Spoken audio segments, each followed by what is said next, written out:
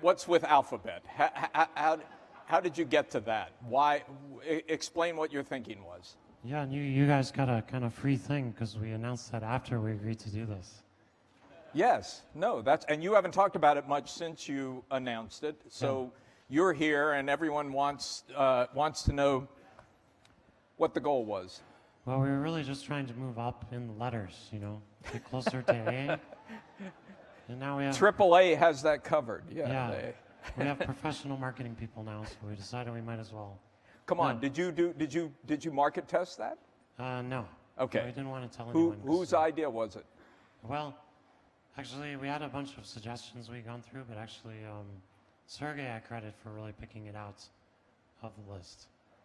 And which is only fair because I chose Google, so he chose Alphabet. Did you have alternatives? Yes, we did. Can't tell you what those are. Just one or two of them. We might use them for something else, so I gotta... Just give us one of them, just as a teaser? No, sorry. But it is worth saying, I was actually a little bit worried. I wanted to have a name that people would be proud to work for the company called that. But actually didn't want it to be too catchy, because the idea really wasn't to have a consumer brand in the way that Google is, but really a brand for companies to be part of. So really it's more for employees as we think about it, and for investors.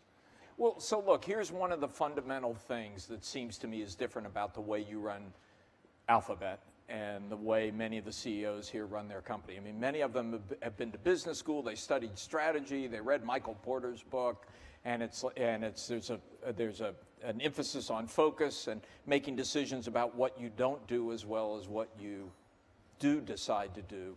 You're doing everything. I mean, you want to remake the energy business, you want to remake the telecommunications business, you want to remake the transportation business, you want to, so can you talk about how, I mean, you heard this from Steve Jobs, I understand. He said you're doing too many things. Yeah, I mean, he was right. I mean, he did fine as well. But you haven't slowed down. I mean, that's why we called you the most ambitious CEO in the universe. And the truth is, we didn't have data on the whole universe, but it's a lot you're biting off. Yeah, no, I worry about that, in fact. And I think for me, I mentioned how I wanted to make a company kind of for engineers, like thinking about it that way. I think also as an entrepreneur, I would start at Google. Trying to make a company for entrepreneurs also is something I think we're striving for. And, I think in the same way, maybe when I was working for the consultant company in DC, it wasn't really my inner calling. I think for most entrepreneurs, working for companies is also not so great. Why?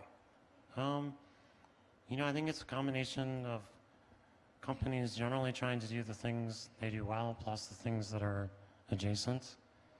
And not thinking creatively about, what they might have learned from doing one of the things they've already done, how that might translate into a new business. They're not ambitious enough? I mean, I think it's maybe not that as much as